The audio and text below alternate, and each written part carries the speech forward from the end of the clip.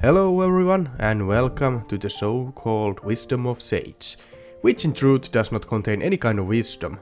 My name is Sage and this show will be about me rambling about some game. You've seen the title, so you know what this video will be about. So for the third episode of this show we continue with the same game we talked about last time, Digimon Survive. Digimon Survive is most recent Digimon game, released on July 28 on Japan and worldwide July 29th. It is a visual novel tactical role-playing game developed by Hyde and published by Bandai Namco Entertainment for Nintendo Switch, PlayStation 4, Xbox One and Windows. Here's quickly some Wikipedia info about the game. Player choices influence the direction of the story, including the Digimon's Digivolution process. Multiple playthroughs can result in different paths and different Digivolutions. The game will feature multiple endings, and should wrong choices be made, characters will be killed. The game is split into multiple types of gameplay such as drama parts, search action, and free battle. During drama parts, the game proceeds as a text adventure to tell the story. In search actions, the player searches for a way to survive. In free action, the player chooses where to go and whom to talk to during a limited window of time. During free battle, the player can enter certain areas to train their Digimon and collect items. Alright, so that's enough of the basic information from the interwebs of the game. Now that I have completed the game, I will go through my thoughts about the game and give some kind of final verdict about the game. I will go through my thoughts about the story and visual novel side of the game, and about also the tactical RPG side of the game. So, as I said on my first impressions video, I knew beforehand that this game is going to be partly visual novel. On the very beginning of the game I was a little bit surprised to see how big that part is in the game. I feel like the game started really slowly with going through a lot of story with just the visual novel cutscenes, while there not being much of a gameplay besides it. There was a couple of moments where you could interact by clicking around the area you were at the time, but it took surprisingly long, couple of hours I think, with the game to get even to first battle, where you finally get a little bit actual battle gameplay. So for me the prologue and part 1 felt kinda slow, just there was so much visual novel side there and only a couple of fights.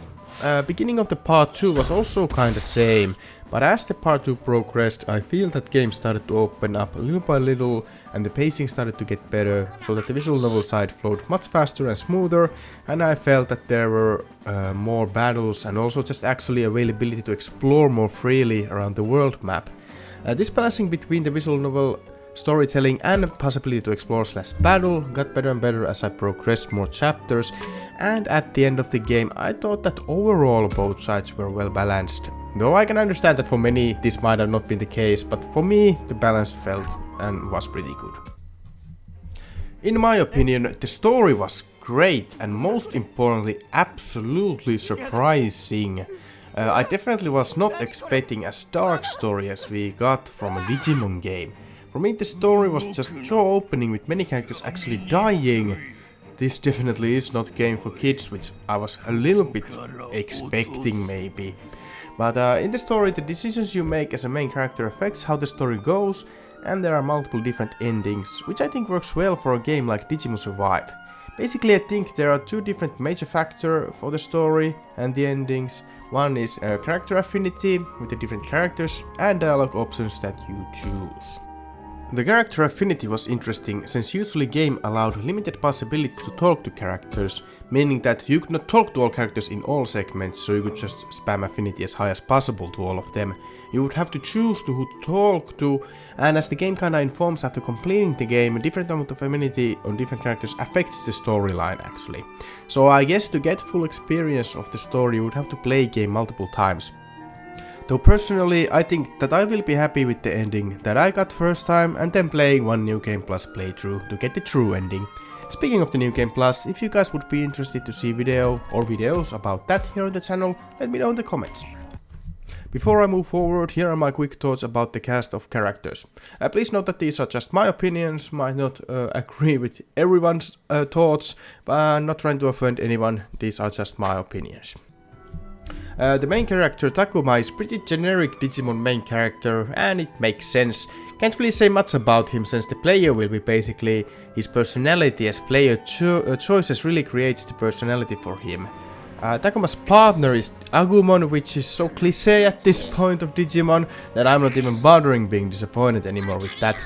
But thankfully Agumon has fully branchable Digivolutions though, so you can get something else besides the general Greymon line. Just to mention here, I will be comparing characters a lot to the characters from Digimon anime, as that's what I was kinda thinking when playing the game. And for Aoi, it felt like she is the Sora of this group, being kinda protective of group and being in a bit motherly role time to time. Her partner is Labramon. I have a pretty neutral opinion on that, so not much else to say here. For me, Ryo was oddball of the group, as he really felt actually original character with his personality and behavior. Though he was kind of annoying in first playthrough, I feel like that could be different on New Game Plus for the story reasons. His partner is Kunemon, which is pretty cool to see.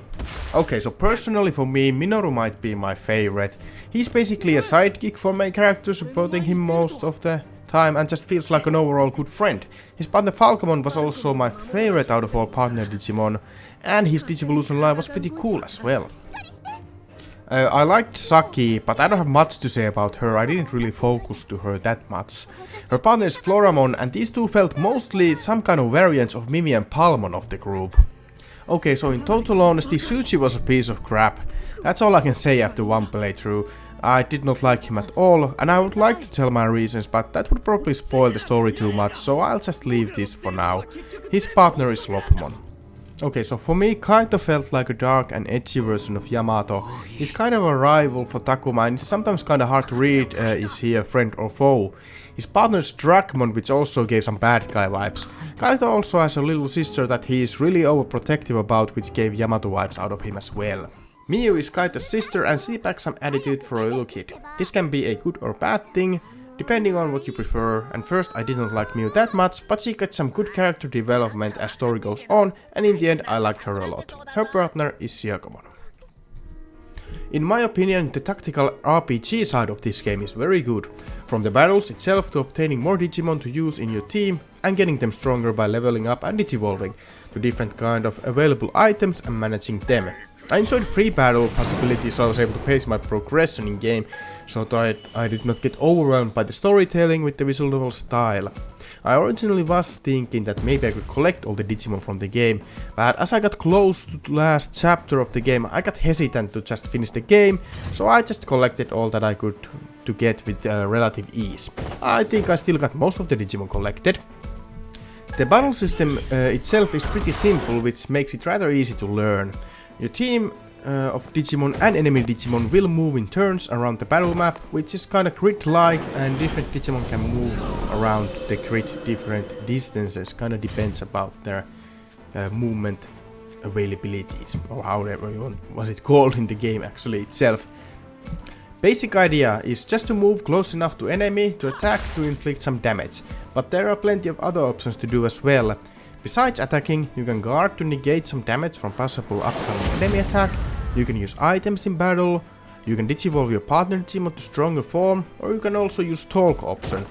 Now talk option allows you to talk to your team members to get stat boosts to team member, or in free battles you can talk to enemy Digimon to either recruit them, so that way you collect the Digimon to yourself, or get an item from them.